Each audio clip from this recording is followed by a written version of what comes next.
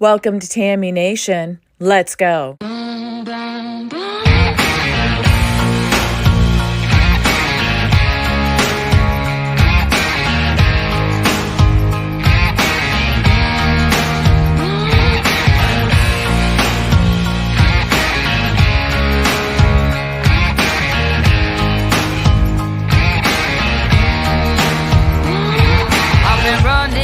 From 9 to 5, been biting my tongue for all this time. Won't let anyone cut me short. I was thinking this was the way to go, and you put up your puppet show. I say cheers to life. No, I'll be no good man. Just leave me alone. I'm running the show. I'm telling you, it's my time to rise up. Live the life I'm proud of. No, you better go home. Hey, good evening, everybody. Welcome to Tammy Nation. It is October 9th, and it is a Monday off of a crazy, crazy weekend. I hope your day was okay, you guys, as we wrap up the beginning of the work week already. A lot of things in the news, per usual. I got some stories I want to cover. Obviously, I know everybody's been paying attention to Israel and Gaza. The internet and all the news media has been inundated with it. And it is a very sad, very confusing time, of course, for those people. My heart breaks for them. I said earlier on a devotion that I did that the best thing we can do is pray. And instead of worry, stress, and stay tuned in all day, 24/7 to all that going on. We have to tune out sometimes. And also, while that's going on over there, then there's a lot that's going on here in our home base as well that we also have to pay attention to. But we do have to give ourselves a break every now and again. And so I did that today. I took a couple hours off. Then I came back in and I prepped this show for tonight. So let's go ahead and get cruising on this show for tonight. So I think this slid by most of us. This happened with Ted Cruz, you guys. This came out September 26th. This broke. I just discovered it today, and I had to do a lot of digging. And the digging that I did is I had to go to Ted Cruz podcast. He's got a podcast called Verdict with Ted Cruz. And if you did not see this podcast or listen to it, I should say, definitely go do that. He is on Apple. You can just Google Verdict with Ted Cruz, and it'll pop up. And what it was, the story that was broke, and that he said the media is burying because they don't want to, there's no way to explain this, is it came to pass that there's 3 senior officials that were in the Biden administration that were operatives for the Iranian government. They were here under the Biden administration working for the Iranian government in close coordination, check this out, with the Ayatollah. They were working for Iran and setting U.S. policy right in our home base. So they were under the Biden administration working for Iran and talking with the Ayatollah. And these people, what we have to remember, had security clearances. Anybody that's working in the administration has security clearances. And it's totally insane to me.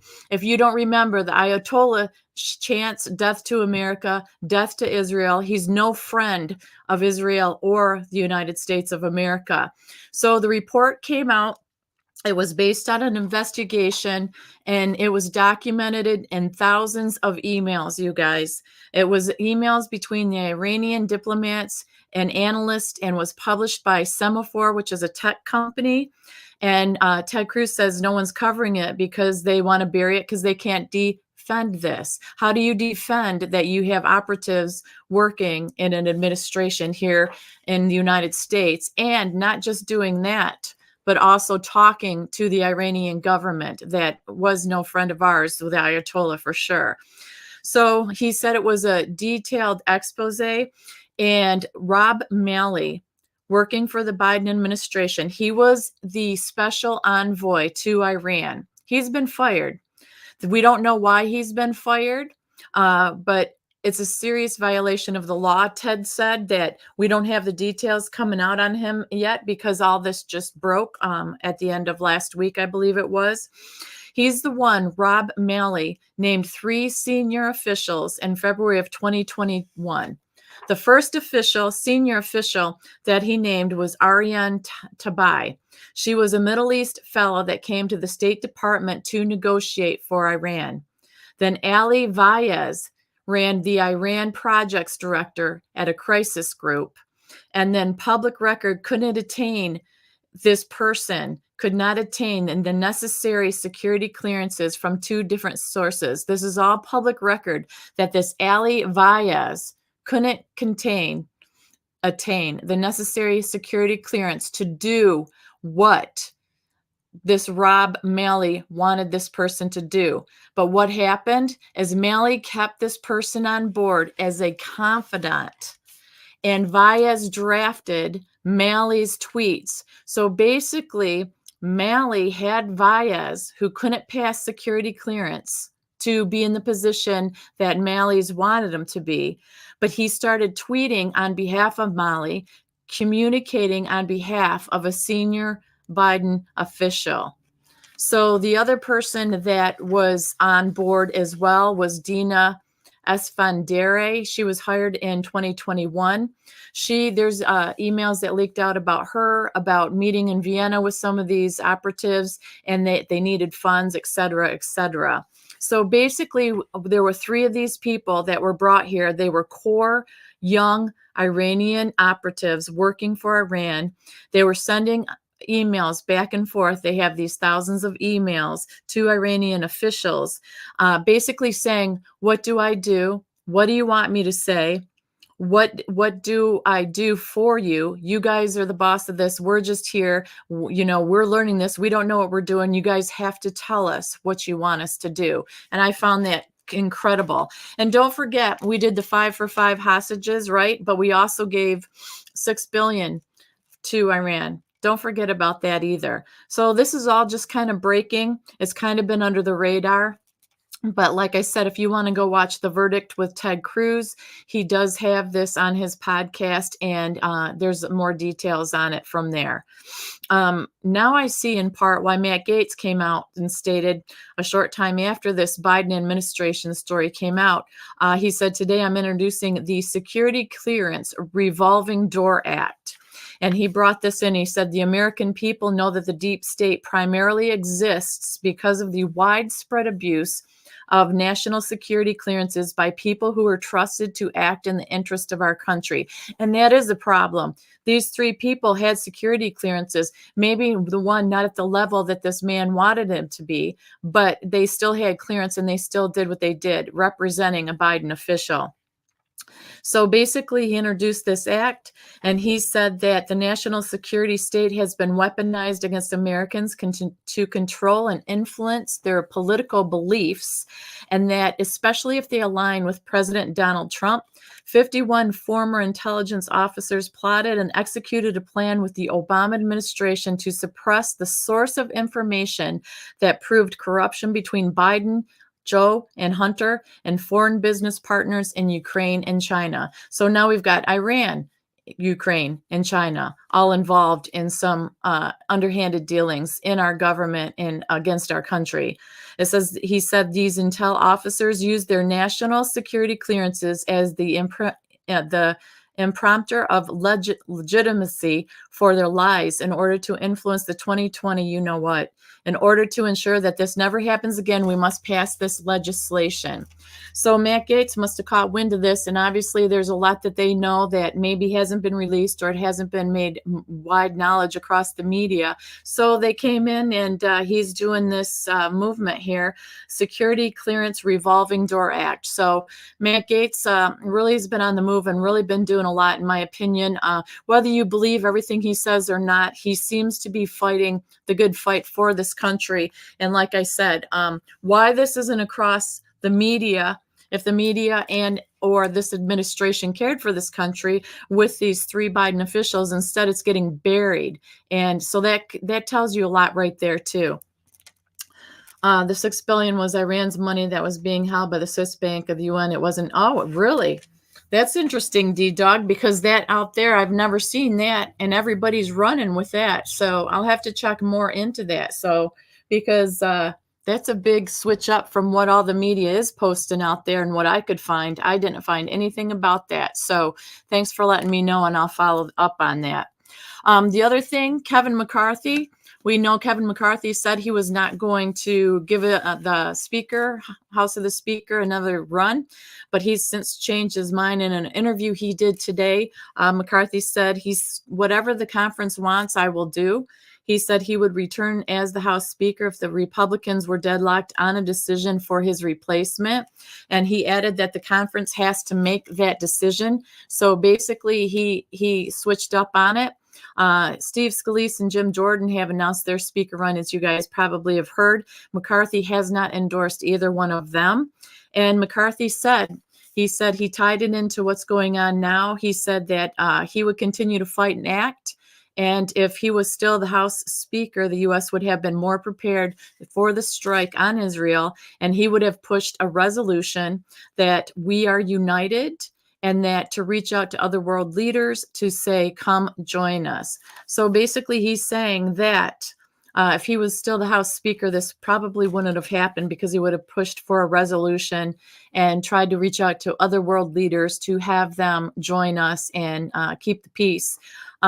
Two House Republicans from California have come out recently also, and they're wanting McCarthy to be reinstated. But tonight, what's happening in the House? The Swiss still have over 600 billion of Iran's money. Okay, good to know. Tonight was what's happening in the House. They're going to gather to discuss possible candidates to fill that House Speaker seat. Then Tuesday night, tomorrow night, there's going to be a candidate forum held. And then Wednesday night, there's going to be a vote held. So Wednesday night is the big night that they're supposed to have the vote for the new Speaker of the House and find out who they are. Tomorrow night, they're going to be talking about the different candidates that they are going to let run or nominate and all that kind of stuff. So some interesting stuff coming down the pipes the next couple days in the House. Another thing that popped off is True the Vote article from Gateway Pundit that came out. Catherine Engelbright sent out this letter on Friday in a recently published report titled The Aftermath on the organization's broader work in Georgia before, during, and after the 2020 you-know-what. The aftermath focused on the impact of the dirty voter rolls on the 2020 event. Following the report, Democratic person Mark Elias filed a lawsuit against True the Vote for their efforts to clean up the voter rolls in Georgia. The Biden DOJ recently joined the Elias case against True the Vote. So in today's email, they included their written affidavit to confirm that this is big news, that the Georgia Secretary of State Brad Raffensperger lied to Trump during their phone call on January 2nd, 2021. So basically, they sent an affidavit in saying that, yes, Georgia Secretary of State Brad Raffensperger lied to President Trump during the phone call. And she said this week, Secretary Raffensperger announced efforts to evaluate, inactivate, or remove the voter registration records of the 679,749 ineligible voter records. While she said, we applaud what appears to be efforts to ensure only eligible voters vote in 24, there were no such efforts made in 2020. So according to available state and federal data, over 300,000 ineligible records were there on the rolls, and over 67,000 ineligible voters appeared to have voted. It was not only fitting for the leaders to question the accuracy of the 2020 general election, it was their obligation to do so, she said in this affidavit, in this letter that she submitted. And she continues on by finishing it and saying, may God guide us through these dark days. May the journey make us stronger ever onward. So there's an official affidavit in. And like I said, while she's giving a bit of kudos to them, saying that they're going to clean up the voter rolls and stuff, she said no effort was made then. And there's suits, countersuits. This has been going on since, you guys know, 2020. And she said, I'm just going to continue my efforts. I'm going to keep continuing the fight. And let's just pray and have God guide us through all of this. The other thing that happened was on Maria Bartiromo's Sunday morning show, which I talked about this, I think it was Friday. on a show with LW was the FBI tracking Trump supporters and Hillary's little comment about we need to be deprogrammed and we need to go to different places to get deprogrammed. It was a report from Newsweek that we read and that broke about this. But on her show on Sunday, they were saying that the FBI is afraid of what is being exposed out there now because there's some people talking, there's whistleblowers and the such of the different goings on and the different things that were supposedly dirty done, right, that were illegally done. But also, if you guys haven't heard, in that late October here, Dinesh D'Souza has another movie coming out. It's called Police State. So apparently people don't want that out. People don't want us to know about that.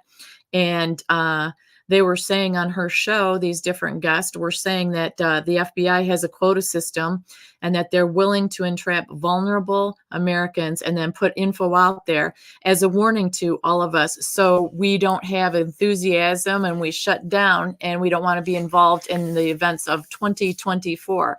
They want us to keep quiet and shut up. So when all this is going on, they're saying it's a warning that it was an intentional leak, basically, they were saying, from the three-letter agency as a warning to us. So is that true or not? I don't know. That's hearsay. That's somebody's opinion, this guy's opinion that was on the show, supposedly has insiders information.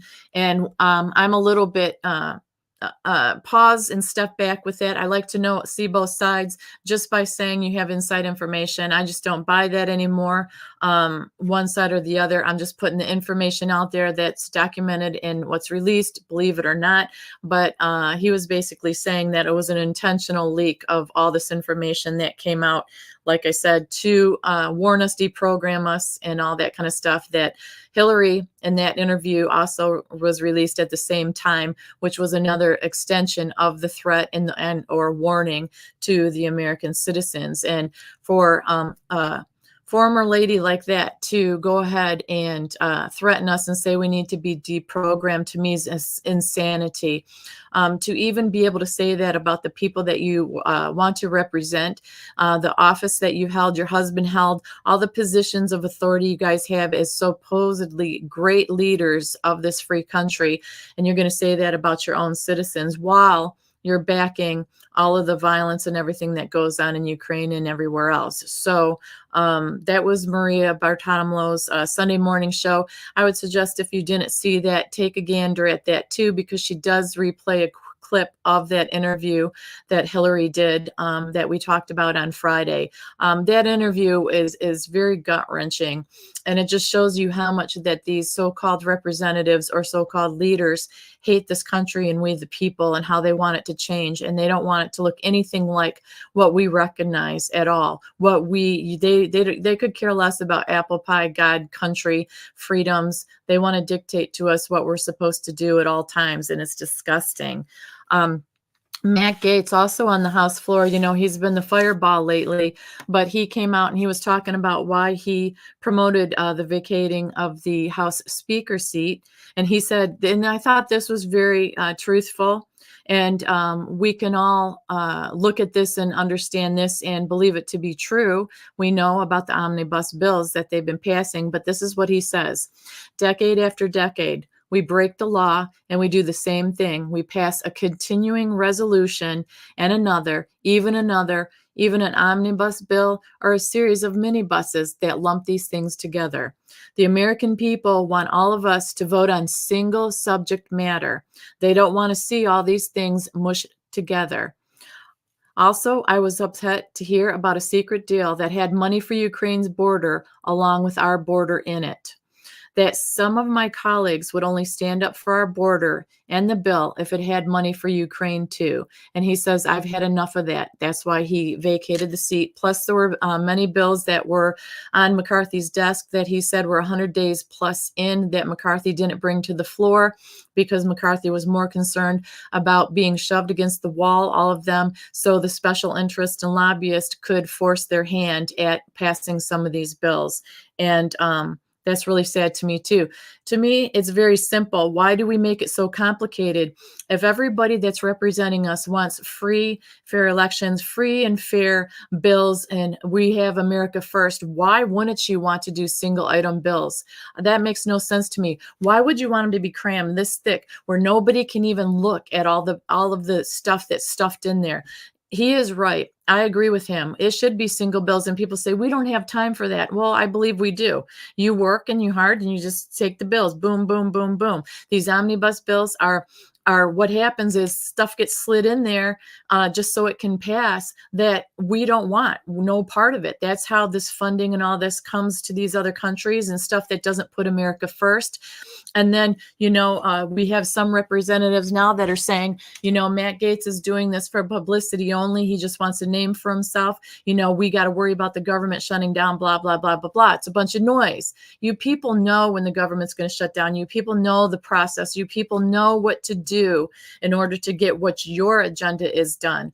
And the agenda isn't for the American people. That is for, we know the stuff that has been coming out the last 2 or 3 years or so. Even if it's been done in the past, we didn't know about it as much as we do now.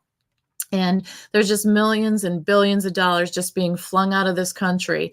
And now we're in one heck of a predicament, aren't we? With money and inflation and trying to support our own families with food on the tables and the low wages. And, I know that a lot of places say that they're looking to hire people. But the problem is these companies that I've seen, at least around here, and my experience with my children and their friends, is they want you to be part-time only. That way they don't have to pay benefits. However, they spread your schedule over 5 days a week. Okay, so if you say, yeah, but for a teenager, college, or not even a college kid, a teenager, or a first job, a side job, sure, they have nothing else to do. They can do a college from home, or they can work part-time and then study part-time and go to school part-time. But what about the average American who has a family to raise, and they want to get 2 or 3 jobs because they have to support their families? Then they don't have benefits. Then they're working 3 jobs, 5 days a week. They're working 6 or 7 days a week if they get a third job, because they spread out the hours. They work them only half days, 5 days a week. And that's not doable for people, for families, when they have children that need things, when they have doctor's appointments. Maybe they only have 1 vehicle.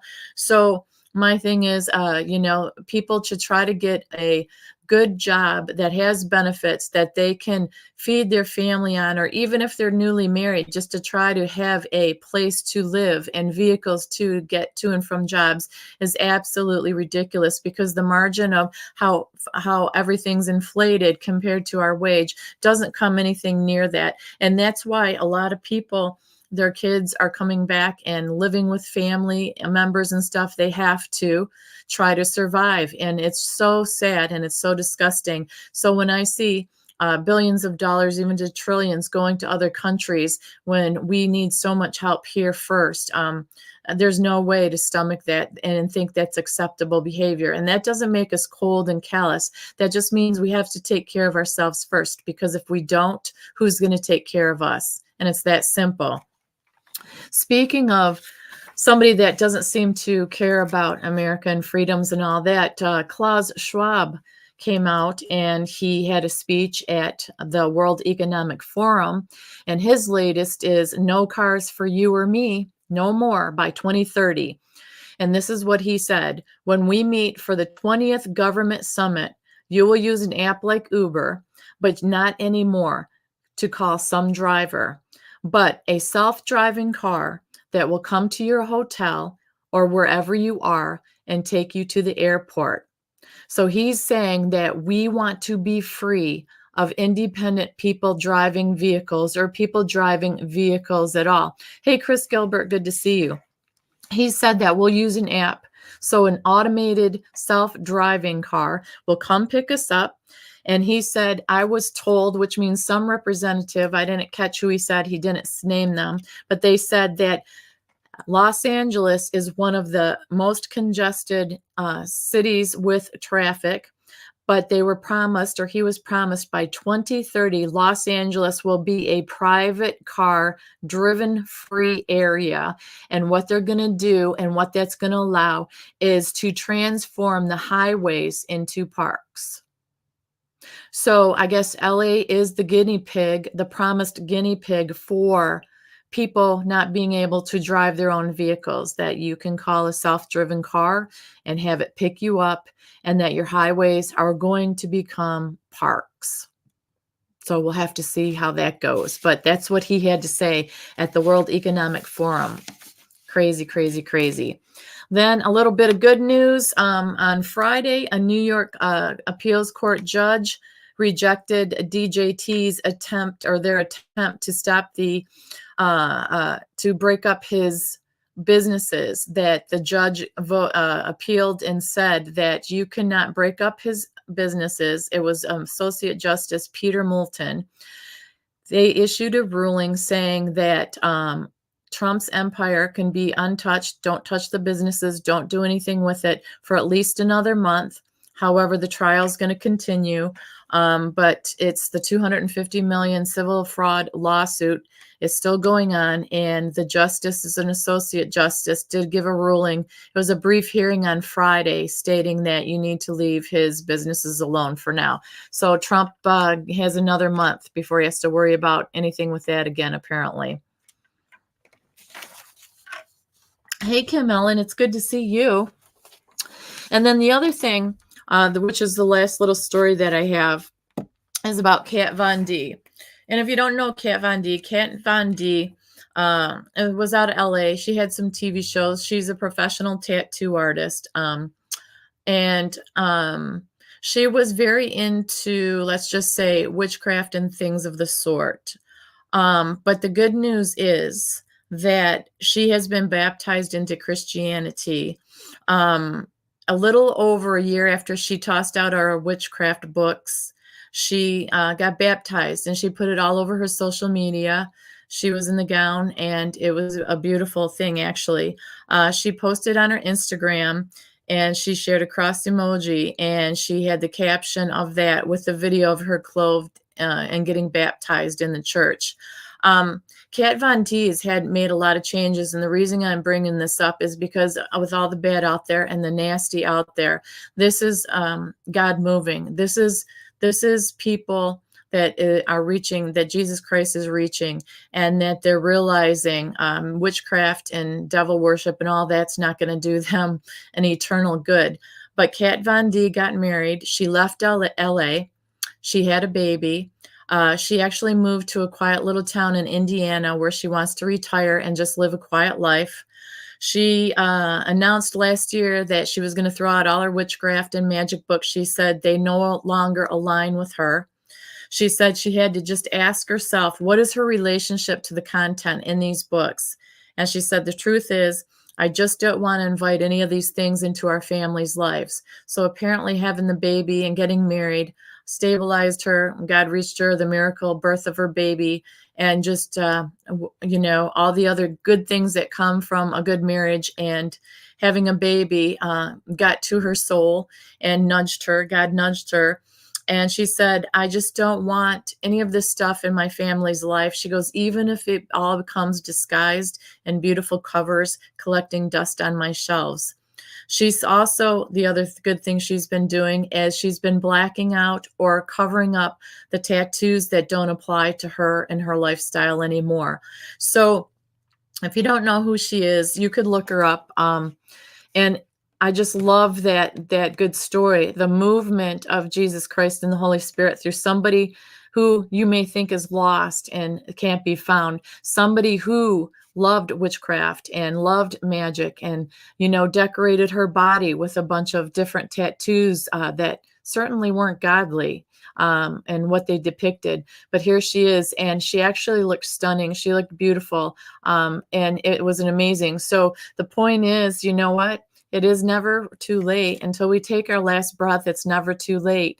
And, I used to watch Kat Von D, and then it just got too much, too deep, too dark. I was just appreciating her as a tattoo artist because I think that that's one of those things in life. It's like you make a mistake and uh-oh. But I just appreciated her talent, and it made me so happy. And also her Kat Von D line, her makeup line, she just doesn't align with that anymore. She no longer owns the makeup line. She sold it. And apparently she's living in Indiana, very happy, very content with her husband and her baby.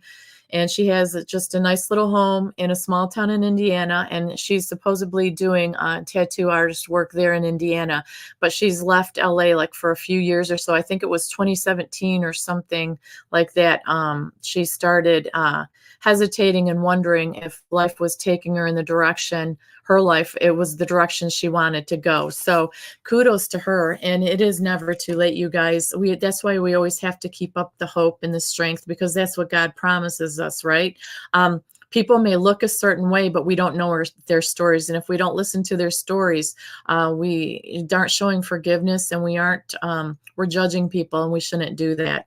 And it's easier said than done many times, because when you look at some of the stories that I covered tonight, it's very frustrating.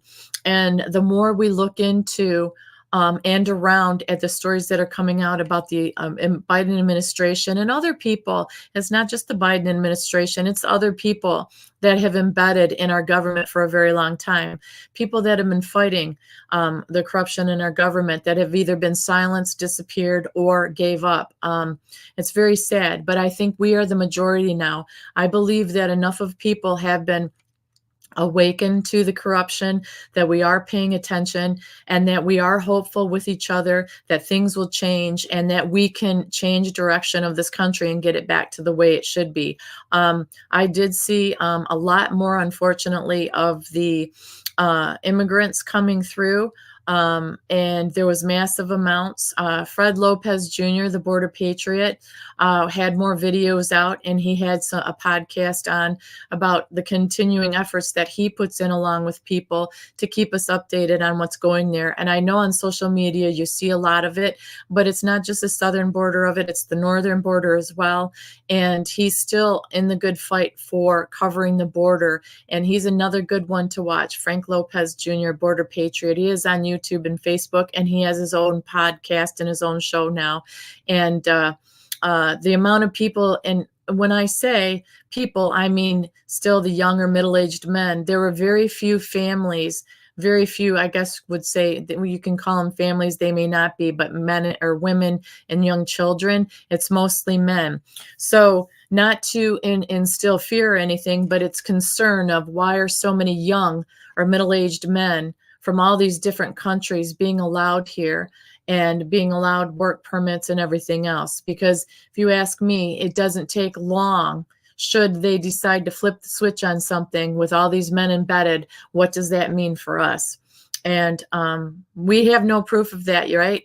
But common sense will say, if these people are fleeing their countries for safety and because they want a better life here in the country, why on God's green earth would it be mostly young men? And why would they want to buck the system and get in here and get all the freebies that even Americans don't get?